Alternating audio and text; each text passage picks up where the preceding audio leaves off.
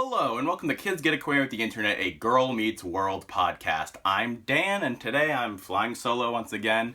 Keith and Caitlin have a especially busy weekend, but I am going to try to record with Keith later tonight, and then next week Caitlin will come on. It's an off week for Girl Meets World, so we'll probably do a revisiting of Triangle. Maybe we'll do some adventures and babysitting stuff next week too.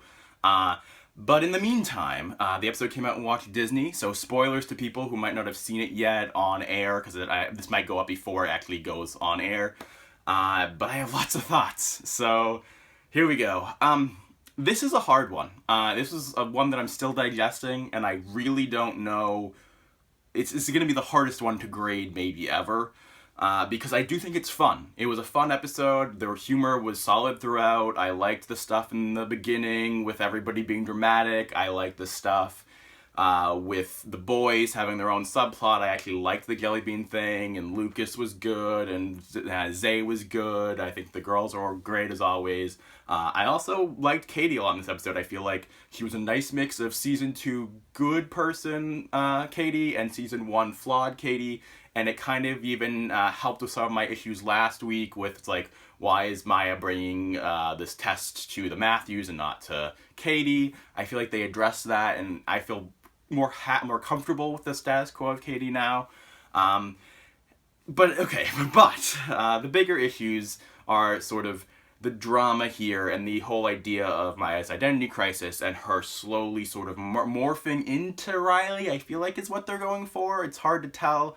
And it's one of those things where I was watching these scenes unfold, and the acting was so good, and Sabrina especially I felt like really brought it this episode, but it kind of reminded me of High School 1 and 2, where it's like, oh, these scenes are good and the drama's good, but the inciting incident isn't as good as what I'm seeing here, and I can't connect to it as much because I can't relate to what started this all. And it's like, I can understand like a codependent relationship, or even maybe losing yourself a little bit to some degree in a relationship like that, but the fact that she's like becoming her, and maybe even to the point of potentially, it seems like they're setting up her sort of tricking herself into liking Lucas for like a year based on being too close to Riley.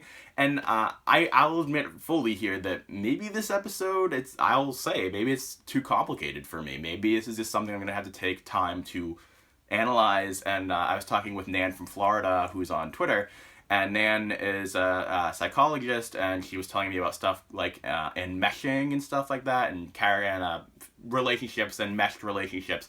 And so I'm going to do some research and stuff like that, and maybe once I do some of that, maybe I'll understand it better. But to me, it just felt odd, and like it felt like a force, and it almost kind of felt like the writers trying to cover their tracks for mistakes that they made in season 2, or find a way out of this triangle that they didn't know how to find a way out of. Because I just can't believe, especially, again, we don't know where they're going with especially the Lucas stuff.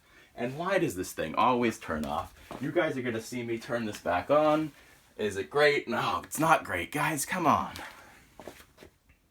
Okay, where was I? I was talking about how, yes, we don't know where things are going with the Lucas stuff. To me, it definitely felt heavily implied they're heading towards Maya never actually liked him. There might be complexity there. I'm trying to withhold my judgment, but I just don't believe there were things as early as Secret of Life and Rules and stuff like that of Maya having hints of liking Lucas. And even in Texas and the campfire, I totally don't think she was being Riley. And, you know, even if she was slightly awkward like Riley in Texas 3, she still poured the milkshake. And so I feel like she was mostly Maya when she had her biggest things of liking Lucas. And so I just won't be able to buy that. But maybe that's not where they're going. I'm trying to give them the benefit of the doubt. We'll see where this leads. It definitely feels like that's where they're headed, given that this is called Girl Meets Triangle. It's the episode where he finally is moving forward and making a decision.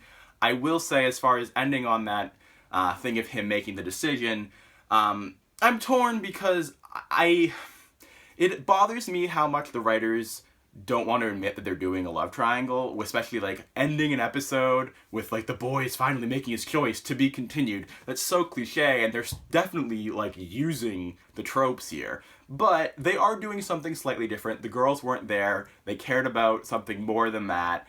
And so like my feeling is that for the most part they're doing a love triangle, but they're doing it well, and so I just wish they'd admit that, and so it is like an annoyance. But that's my general thoughts. You'll see more in the podcast later in the week. I hope you guys enjoyed it. If you disagree with my points here, leave comments. If you agree, leave comments. Subscribe to us on YouTube. Check us out on Twitter at GMW Podcast. And of course, check out our full podcast at iTunes, Kids Get Acquainted with the Internet, Girl Meets World Podcast. Thank you guys so much, and we'll see you next week.